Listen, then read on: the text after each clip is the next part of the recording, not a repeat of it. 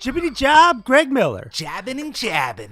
You whiz. Welcome to the first episode of Demons Within. Super excited to be a part of it. Thank you, Greg. Thank you, Peter. So, I guess just to start off, why don't you just tell us what Demons Within is? Aside from this podcast. Yes, Demons Within is this podcast, but this podcast of Demons Within would not exist without the novel that I wrote. Demons Within is a novel. It's fiction. Nice. But it's based on real life. It's based on real experiences. If I could summarize the genre of the book, what I say, because it's hard to pinpoint, I say that it is a philosophical character study with themes of addiction, alcoholism, hope, despair, and spirituality, but all in the guise of a crime thriller. So it is a Greg, crime thriller. that sounds a little familiar. Does it? Do you want to expand on those, how you came up with those kind of themes for the book? Yeah, so I'm an alcoholic in recovery. Had an alcohol problem my whole life. For decades, I was always a problem drinker, but I never admitted that I was an alcoholic because of the stigma. But it was pretty obvious. I think we were angry drinkers. Very angry. Okay. Actually, what I've learned is drinking is just a symptom of the underlying cause. Yeah. So if you just stop drinking, you're treating the symptom, but you're not treating the disease itself.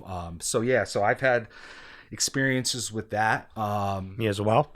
Yeah, as have millions of people. I don't know. I've always been very creative. And when I was actually at a place called St. Christopher's Inn, which saved my life, it's like a rehab. It takes a holistic approach to recovery and everything. It's an amazing, amazing place. How many days were you there, Greg? I was there 65 days. No shit. Yep, 65 days. And I learned, Good for you. I learned everything that I needed to learn. It gave me the tools. It was like training camp. It was like a training camp to live a life of recovery. And then when I walked out of those doors, the regular season started. It gave you the tools. Gave me the tools.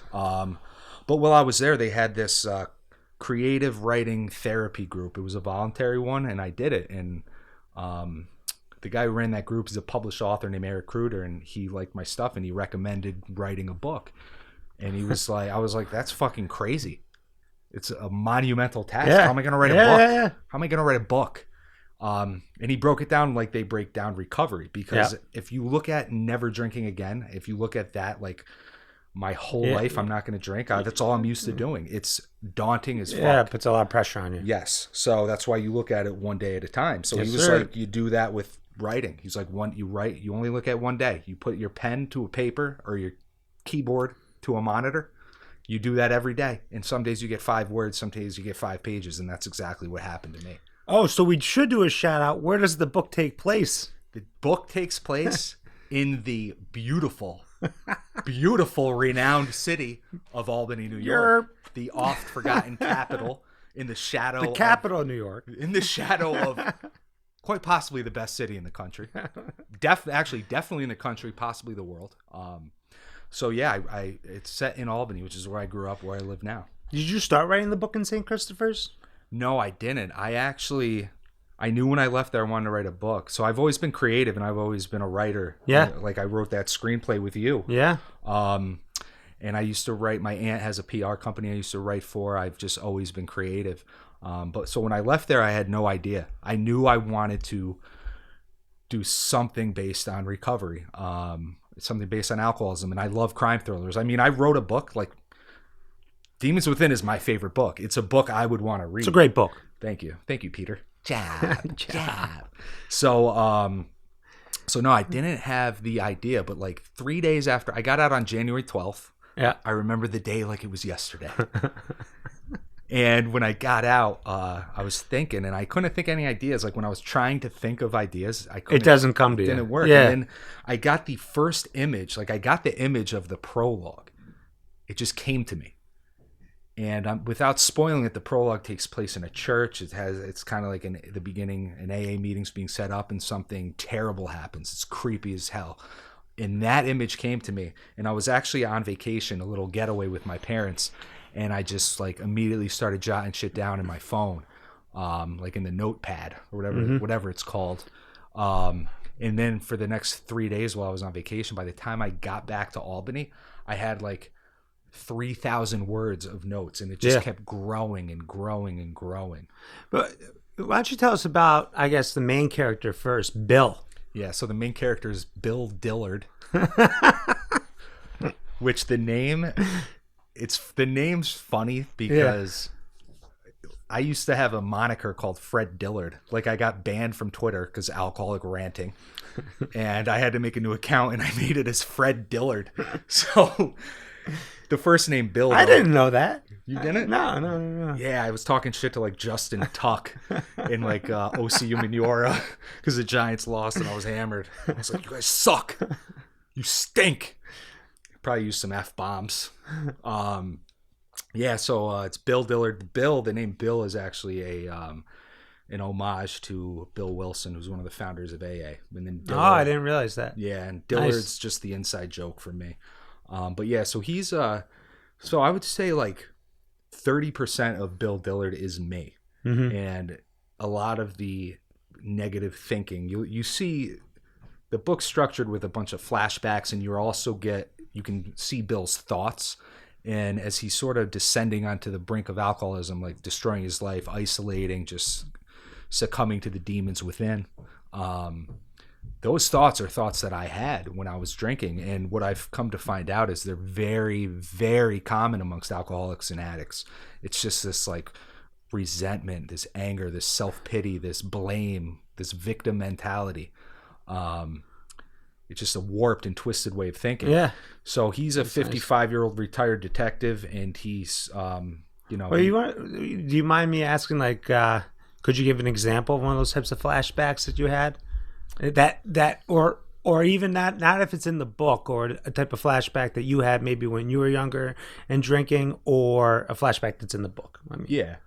So I can go over it. Like, so I would say there's several flashbacks in the book. Every one of them is based on either my experiences or an experience of one of my friends in recovery who's relayed that to me.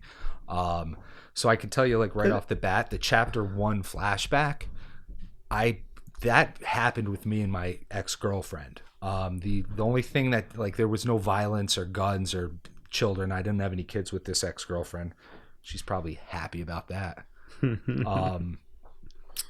So that happened. Straight up happened. When you guys read the book, you'll see, and like, just know that happened, minus the physical violent aspect of it, and the baby and the gun. Yeah, because I think it's really important for this podcast. We are trying to raise awareness and bring value to the mental health community, talk about different things that go on, but really bring some comedy to it, but also some information. So how long's the book? Well, right now the hardcover is 424 pages, but we're doing a proof. We're getting a proof copy before it goes for sale, and we're just going to see, because I might have to modify like the font or something like that, because I originally thought it was like 350. Okay. And then when I had it formatted for the publisher, they were like 424 pages, and I was like, that's kind of cool. It's like, I don't know. But I think I wanted it to be a size, like somebody goes on vacation, they could read it at the beach for a week and be done with it. But it's pretty. So tell us how this book is going to educate and help people.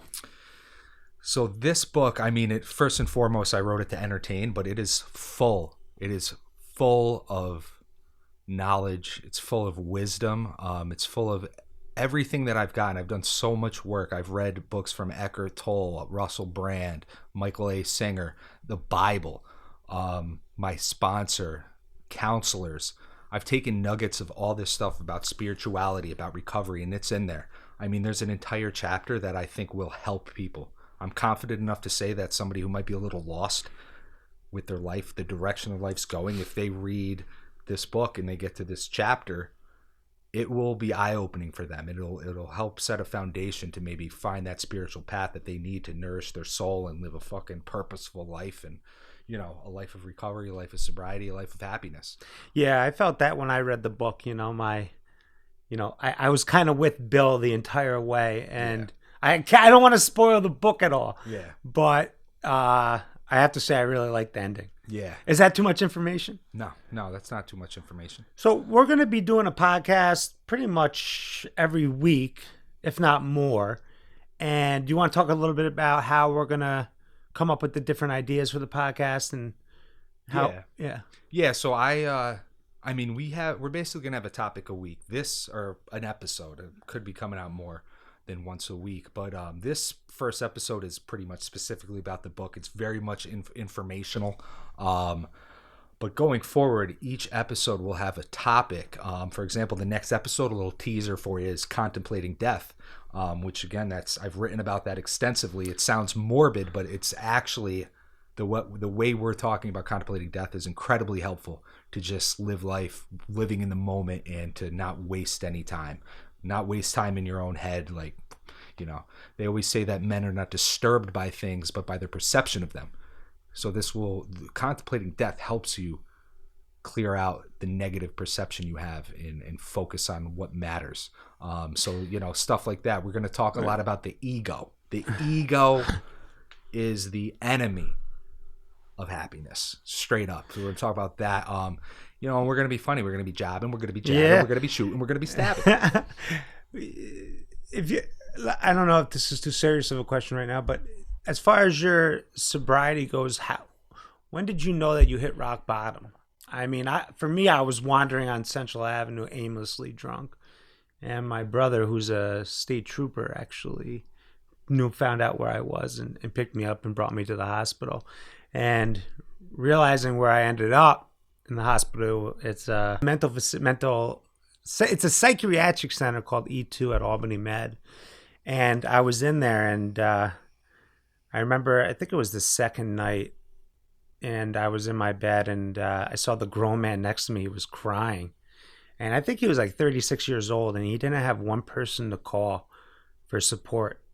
Not one person. He was probably tough in one of the toughest challenges of his life, and he couldn't call one person. I remember I ran to the phone so happy that I actually had a support system that I could call and say thank you for looking out for me. And when I was in there, I really started to get passionate about mental health. And because I was helping out a lot of the patients there. Yeah. They would come up to me and ask me for advice and things along those lines. So when I got out, I knew that I wanted this to be my life's purpose, is to give back to the mental health community. And that's exactly what we're doing here. And that's why I was drawn to the novel Demons Within. Like I said, it's a great novel. And that's why we're doing this podcast, is really to try to benefit those, but also bring some comedy to it as well. So I'm super excited for this.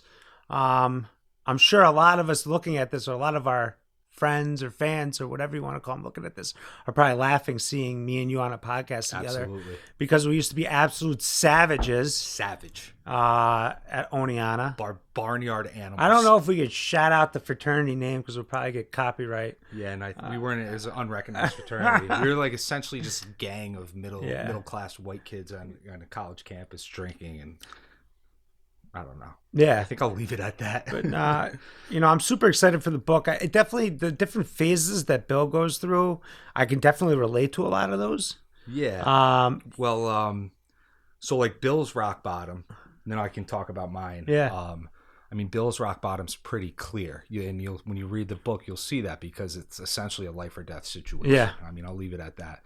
My rock bottom, I always knew I had an alcohol problem. I just, again, like I said earlier, I didn't think I was an alcoholic, because you always have that image. For me, the alcoholic was the guy with disheveled, sleeping under a bridge, brown paper bag, and I never had that. I always was really, really good at putting on a mask of normalcy when underneath the surface was just a demon within. But like, I realized I made one attempt at sobriety that was legitimate, where I found AA and all that, and I was doing pretty good. Then I met a girl, and we both actually thought I wasn't an alcoholic because I drank a few times like a normal I've had that person. happen a few times. Yeah, and that's how insidious this disease is. It'll just creep up on you, and it'll trick you into thinking, oh, maybe I just needed this little piece of my life that I was missing, and now I'm a normal drinker. And that lasted for a while. But what I realized it was rock bottom was when I just kept, my ex-girlfriend kicked me out, because rightfully so.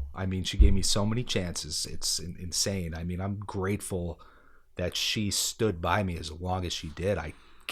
She's a strong person physically too. She's a beast. She probably wouldn't like me saying that. I mean that in a good way. Okay. But so I was kicked out. I'm in my 37. I was back at my parents'. I had no money. I was working part-time. I was slowly getting fatter and fatter. I was like stealing. I was blacked out the whole time. I just didn't remember anything. And I always would say, I think in AA and stuff, they call it, I think the yets. It's like, at least I didn't do this yet. or something Yeah. to sort of justify Yeah. why you're not as bad as you can. But I got to the point where, again, I was completely alone. I had no friends. I was single. I was living at my parents' house. I had no money. And I knew it was rock bottom when I woke up at 8 a.m. one day, shaking and sweating, and I needed to Oh, no drink. shit. And I had no money. And I went in my parents' bedroom, and my dad had a little change jar, and I took his change jar, went to the liquor store, and waited for them to open. And that is just, I bought that. I've done and, the change drawer. huh? I've done the change Oh drawer. yeah, the change. And I didn't want to even go to a coin star because they take 7% of it. Yeah. So I literally counted it out like fucking Scrooge McDuck, and I brought it to the liquor store, and I only had enough for like a $9 bottle of fucking. It's still Crystal enough to get you Palace. fucked up. Oh yeah, though. I was hammered, and then after that, I was like, I'm like either gonna die or end up in jail because I'm just at this point. I will do whatever I need to do to get what I need to drink. Yeah. You brought up something kind of cool. You brought up masking and that you thought you could make it work if you had something like X in your life. I had the same thing happen to me, but I thought I just needed to leave the area. So I actually got in my car and drove to LA with my dog, just me and her. Just you and Lila. Didn't tell my parents, family, no one. Just I got to get out of here, packed up, left, and headed to LA. And that's actually where I spiraled out of control. Yeah. I mean, you cannot run away from your problems. They're going to follow you wherever you go. Yep. And where I thought I was going to be able to get better going away, that's where I actually got worse. I mean, I was ripping 9 shots of, Fireball in the morning. Yeah. And I was actually functioning. Yeah. And that actually worked for a little bit. But then it actually ended up hurting my work a lot. Yeah. So I ended up moving back home. And ever since then, I've been on the road to kind of this recovery. Yeah, you've been on and really path. facing my demons. Yeah. Which I'm super excited about here. Well, and that's what you have to do. I mean, if you're running from your problems, running from your demons, that just means they're always right behind you. Yep. So you have to face them. But yeah, I mean, we've known each other for a long time, and it's like fate that both of us were going through this journey at the same time. Both of us have talents, like your skill sets, the things I'm lacking, my skill sets, the things you're lacking. So together, I just think we have such a good message to bring. We're going to entertain. I mean, this podcast is a little more serious, this particular show. We still are going to be, we're going to be funny, around. Goofy fucks that we can be. I mean, then we got the Milpy News Hour, which is, that's like just funny. That's just funny. Yeah. It's serious topics, and I give my legitimate opinion on things, but like you'll see when you watch it. Shout out. You're going to watch it. To 4 Winds. I went there, and people give a lot of shit about different psychiatric hospitals, and, scared to go. And I went there for 7 nights. It was a great stay. It was a great staff. I needed a medication alteration, and I needed to learn how to work with the mental illness that I have. I needed to learn how to deal with it and cope with it in my real life, in my personal and my business life. And you know me, I love to work. I'm always working. And I can really say that place made a difference. So if you're troubling, and I'm not endorsing them in any kind of way, but or I have no affiliation with them, but I was scared to pick up the phone and call them. And when I did it, I tell you, it was the best decision I have ever made. Yeah. The first step is admitting you're powerless, and then you got to ask for help, and that's often the hardest step. But do you still go to AA? You do, yeah. Oh yeah, I go to AA. I go at least once a week, but I try to get in more. But yeah, I definitely go because it's the fellowship. It's just so important because it's like AA to me is the best therapy I've ever gotten. Even if I don't talk, sometimes I go. Listening is incredibly powerful, especially early on in recovery. Yeah, it makes you feel like you're not alone. Exactly, and that's the one thing I've learned too. We never need to face our troubles alone, ever. No. Like you were mentioning before, how that guy in your at 4 Winds or in the hospital who had nobody. I saw that at St. Christopher's a lot. Like there was people who had nothing, or there was people who never had anything, and then there were some people who lost everything, and that's why gratitude's important, but. That's like no matter what you're doing, you can find gratitude. So it's like you got to ask for help, you got to find gratitude, and you got to just learn to cope. Like that's out my coping mechanisms in my previous life, because I was void of spirituality. I identified with my ego constantly. When my ego just compares myself to others, it gets jealous, it gets angry, it always needs to be right. It's just incredibly destructive because the ego's primary function is to make sure it survives, and the only way it survives is if you identify with it. It lives in the past, it lives in the future, and really the only thing that exists is the present. So like I was obsessed with my ego, and I had no coping skills. I had a desperate desire for outside validation, to feed my ego, and all that stuff. Like my coping skills were shutting down, bottling things up, explosive anger, or drinking. And the problem too was eventually all three of those things came into, like, they just joined together. So I'd suppress all these stupid little things that if I just dealt with them like right when they cropped up, like a normal healthy person, I'd be good. But instead I bottled them up. Then I felt intense anger that I also bottled up. Then I drank and it exploded out of me. Like I'm just a mean drunk. Every relationship I've ever had, I was the reason they ended, going all the way back to high school. And it was always because of how volatile I was when I drank. I mean, I never put my hands on a woman in any way that wasn't consensual. Yeah. But that's a good point to make. Yeah, I should throw that out there. But still, I don't think that should even come close to minimizing. So I didn't physically abuse, but I emotionally abused, and that can be devastating. That can be just as traumatic as physical abuse. I mean, the scars that are left forever in most cases, and sometimes it takes some of my ex-girlfriends, I don't know exactly. I know my current ex-girlfriend, though, she was definitely hurt, and I think she's still sort of dealing with them. And it's something that, another part of recovery is you have to learn how to forgive yourself. Yeah, it took me a long time to do that, but I have done that. But yeah, it's tough. No, that's cool. Because you mentioned like shame, like that's one emotion that I can definitely relate to. From all the stupid shit I did when I was drinking, and I'm sure we'll get into that in the further episodes. But I never thought I would feel better because my shame was so great, and it does. It ends up getting better. It does. Yes. You have to learn the right tools in order to move forward. And by no way am I perfect. All right, I'm still fucking early in this shit. Well, that's why it's about progress, not perfection. Yeah. So look, I'm super excited about this, Demons Within. I mean, is there anything else you want to say about the book?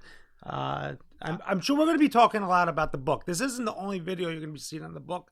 This is a great introductory video to Demons Within. And to us. Yeah, too, to us, to the world. So yeah, we're gonna keep pumping out content. We got podcasts, we got videos. I make these spoken word. They're almost like rap songs. They're gonna be on the Instagram, the YouTube. I'll put this right on the bottom of the screen. Nice.